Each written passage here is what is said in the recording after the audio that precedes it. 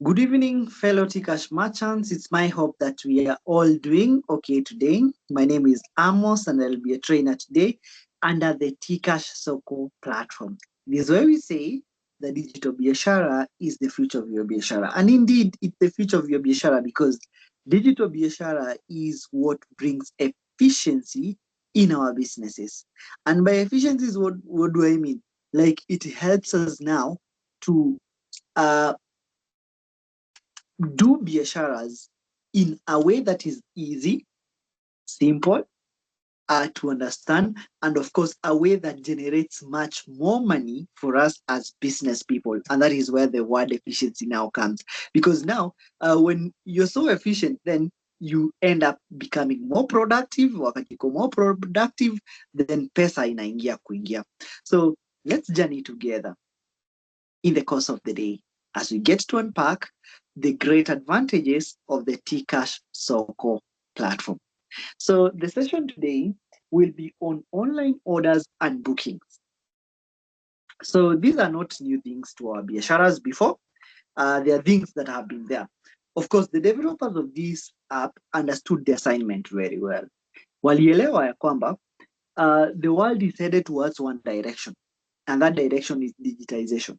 With digitization, sasa most people would want to book for services and would want to do online orders. To book for services namaanisha aje?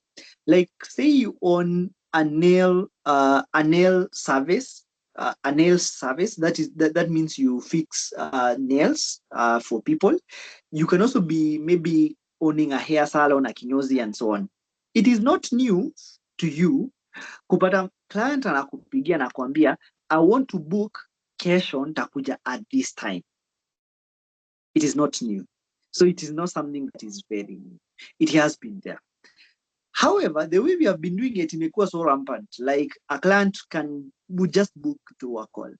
But now the app is coming and streamlining this, making it very easy for this client now to book for services from you and also making it easy for you to manage the services. You can be having a shop. Maybe you sell clothes, you sell shoes, and so on. Ukijaribu advertise, maybe ukiweka vitu kwa WhatsApp status and so on, some people will just call you and tell you, I want to order this from you. Akwambie, niwekee this product kwa gari fulani, I would want now to have this product come to my shop directly or come to me now or at a certain date or on a certain day. So that is how we have been operating. The app is here now. It is here to bring efficiency. By efficiency, I mean this person doesn't have to call you. Si lazima akupigie. This person can just do that online and as a book for that service online. And this is the advantage of telling people that you're shifting to the digital platform so that now they can start also advancing and booking online from you without now making the mini calls and so on and so forth. So let us journey together understand how will you manage the online bookings? How will you manage the online orders? So I'm sharing the personal side of my screen. On this personal side, it has the Tcash balance, the amount I've spent today is 0 and so on.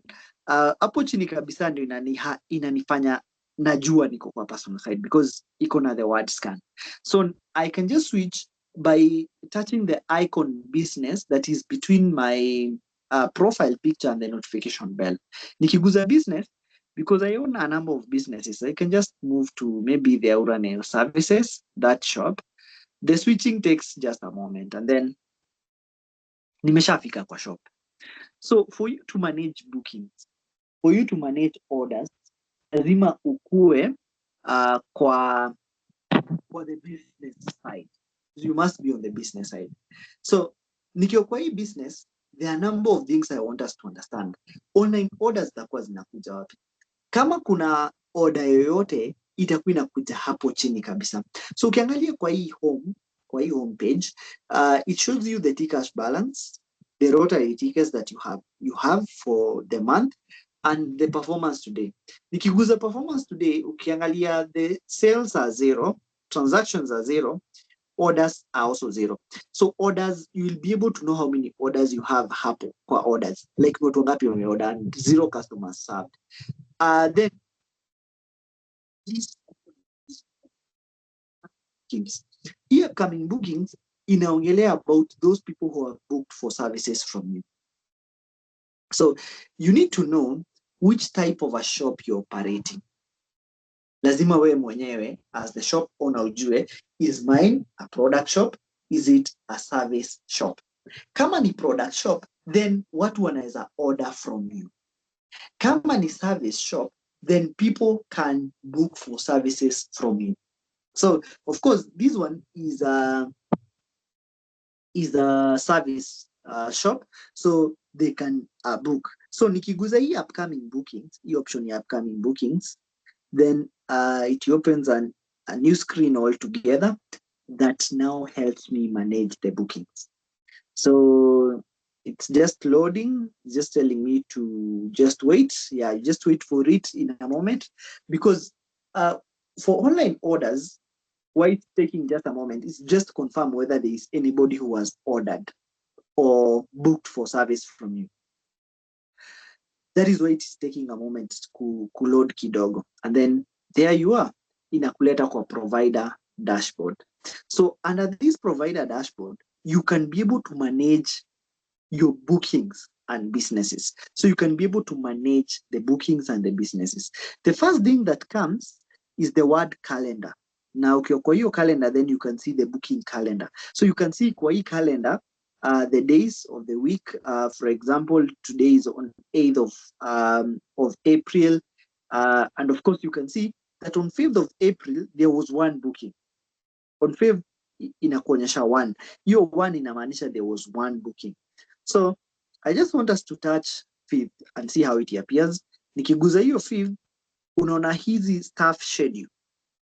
Staff schedule ni schedule za staff wenye niko na wao. Of course, you can have more than one employee. You can have more than one employee. Of course, the developers understood that we don't run the businesses by ourselves. We have people who help us serve our customers better. So you can have more than one employee in your shop. So nikikuja kwa hii option, unaona the employee was available from 8 to 8:30 all the way. But nikikuja huku chini from 16:30 to 17:30, he was booked. So akiwa booked inamaanisha aje? Kuna customer mwenye alienda online na akabook services to be done to him or her by this specific employee. So that is why inakuonyesha ako booked at that time. So this is how now you're able to see how many people have booked from you. Of course, nikiguza this other option ya leo, today for example, under the calendar, you can see for today, I'm just available and there is no booking at all. That is why pale kwa bookings zilikuwa zero. Hii booking yenye nimeonyesha ni ya date 5. Kwa leo, there are no bookings at all. And therefore, it just appear that way. But you can be able to view each staff by themselves. Of course, ukiguza hapo kwa employees hapo, you'd see it's for all employees. That's the option that I have taken. But you can go to specific employee, for example, Amos. Then you're able to see all the people, all the times zenye amekuwa available, and of course zenye amekuwa booked. Na ukiweza kuview hizo, then you are able to, of course, manage the bookings very, very well. So besides the calendar, you have the option of bookings. Of course, unaweza ona how many upcoming bookings you have. And of course, you can be able to get paid. And of course, that is how the provider dashboard looks like generally. And you can also be able to view the services that you offer. There, all of them that are appearing to the people who can book online for services from you. I just want to move back a little bit. I've talked more about the bookings and the booking calendar. Now I want us to move from this kind of shop to another kind of shop. The kind of shop I want us to move to is the Aura shoe. The Aura Shoe is a different shop that I own that deals with selling of shoes. So the Aura Shoe, nikiwapa kwa Aura Shoe, you can see that this shop has a T-cash balance of 67, 13 rotary tickets. Performance today is good for this shop. Made sales worth 310 in 4 transactions, and so on and so forth. Kwa hii kind of shop, si expect kukuwa na bookings, na expect nikuwe na orders. So nikiguza hii option ya orders, then you can see this screen shows up. Inaniambia there are no orders yet. So hakuna mtu place order. That is why it is showing there is no orders yet. So meaning nobody has seen a shoe online that they would want from my shop. If they see, itakuwa inaniletea hapa. Na ikiniletea hapa, it is very important that we check whether we have orders or not, so that customer akioda, yes, there will be a notification sent to you. Itakuwa inakuja notification to your phone, but it is very important that you keep on checking. Customer akioda atakuwa anasema whether anachukua hiyo kitu instantly ama anataka delivery and so on. So you need to keep it now there. You need to keep on checking the orders so that you're able to serve your customers better. Remember, one of the key things for us as business people to succeed ni kuensure tuna offer something referred to as customer satisfaction. Customers wetu wakikuwa satisfied, they will come back again. But kama hawako satisfied na services zenye tunawapea, then you definitely know, or you're very sure how customers hawawezi rudi tena. So it's very important that we ensure that these customers are well satisfied. There's something else that I wanted us to get to learn, that people can order for items and expect you to deliver the items to their houses. What do I mean? Like mtu anaweza order for kiatu na hataki kukuja kwa shop. So ana order tu online, anasema anataka kudeliviwa. How do I ensure that my shop can offer deliveries? You need to set that up by yourself. How do you set up for deliveries? Utakuja pale kwa business logo icon. The business logo icon is at the very top left-hand side. The icon that is circular there. Ukiguza hiyo icon, then it brings out this screen. Ikikuletea hii screen iko na hiyo business logo, the name of the business, the option to switch to personal profile, and of course the option to switch to business profile. Iko na business info. Hapo kwa business info ndio unakuja. Hapo ndio kuna settings za biashara yako. Under the business info. Nikikuja kwa business info, there are a number of things that you can set under business info. The first thing is the name of your business. The second thing is the number of photos you have for your business. Of course, the number of photos, generally, one is enough. Na hiyo one yenye unaona hapo ni photo yenye ni a business logo. So that is the one photo you can see there. Then of course, location of the business, lazima ikue. You can set the operating days, the opening hours, the badges and so on. But sasa, ile kitu nataka tukuje kwake ni hapa kwa settings. Because hapo ndio una set up whether you offer delivery services. Because customer ki order for a product, atakuwa naona whether you offer the delivery services or you don't offer. So, iko wapi? Online shop must be active. That is the first thing. For you to sell online, for you to accept orders, your online shop must always be active. What is the goodness or what is the advantage of making your online shop active? You stand chances of course, are benefiting from the online customers.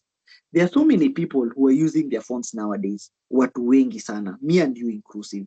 Like in the Kenyan market, there are so many of us who now have access to smartphones.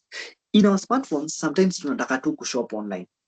People just don't want to go out looking for items. They just look for items during their free times on their phones. So for me to access the information about your business and what you are offering, then your online shop must be active. Kama iko active, sitaweza ku access. Then there is the delivery options. The delivery options, you need to tap that for you to like set it. So if you look at my shop, it is both. But for a very new shop yenye haijakuwa set up, itakuwa ni pickup peke yake.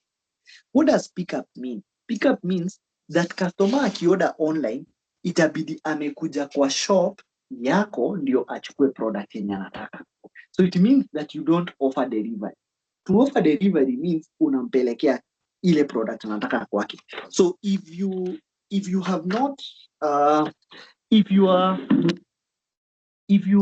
shop is not set, itakuwa inapea customer wako just one option, and this is now limiting your customer, because customer atakuwa naona the only thing they can do is to come to your physical shop and pick that item by themselves.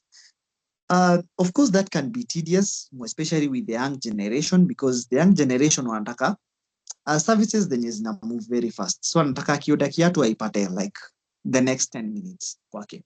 Hana hiyo time ya kumove from one place to the other, of course looking for a product. So you need to set both. Utaenda utaguza both. Why both? Because you want to encourage your customers wakuje kwa shop wenye wataweza, and you would also want to offer the delivery option for those who don't now come to your shop. You only pick delivery only if your shop does not have like a physical location. Maybe you bake. Kuna watu wana bake from their homes. Maybe you just bake from your home. Therefore, you don't have a business location. That is the time you can just do delivery. That means mtu hawezi kujia kitu. Wewe ndio utampelekea penye anataka. So you can just bake from the comfort of your house and then sell that product to the person. Or you can just be a person on the move maybe every time. Maybe you offer like transport services. For transport service people, they don't like settle in one location. Unimsiana move from one point to another. If that is the kind of activity that you do, then you can just do delivery, because that will mean that you are able and flexible to move from one point to another. So if you choose both, there is an option down there on selecting the delivery fees. Ukiangalia, there are some fees that are put there. So hizi fees zina depend na distance, na wewe ndio una set. Seti ni app ina kusetia. No, there is no standard charge for the delivery fee. You are the person to charge the delivery fee, and of course you now stand a chance to even earn more with delivery fees. Why? Because when ndio utakuwa naamua that for this distance I'll be charging 100. For this distance, I'll be charging 200. So you're the person now in control of that. So you just key in values there. For example, for this distance, 0 to 5 kilometers, I can charge maybe 50 shillings. Then I press done. For a distance, wait a minute, I need to go back. For a distance which is 500 to 100 kilometers, and I want to charge 400. And then for a distance 10 kilometers plus, I'll charge 999. Then I press done. So of course, client sasa akienda kununua an item from my shop, then atakuwa napata, I offer both. So naweza yeye amua, will I pick up this product, or do I prefer that this person, Amos, delivers the product to me? Akichoose anataka delivery, then that means mimi mwenyewe nichukue product, nimpakejie vizuri, then nimpelekee. Ataona hapo there is a fee that is being charged for delivery, and of course that fee is what now would appear there, and of course ataiona na akikubali, then that means I will earn more by the delivery option. So something that I would want to advise you is that before you set this fee, you also need to do some background research. Now, ujue, like what is the cost of delivering an item within a certain radius? For example, 5 kilometers from where you are. Within a radius of about 5 kilometers, sometimes it's about 50 shillings. So if you want to earn more, unaweza change isikue 50 kudeliver ikue 100. That means you're earning something. Or instead of making it 100, so that doesn't appear double, equals something like 70 shillings.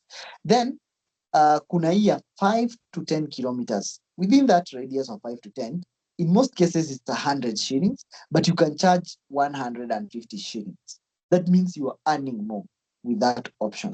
Then the delivery fee for a distance that is 10 plus kilometers, this you have the freedom now to just do a constant figure based on the kind of products that you sell.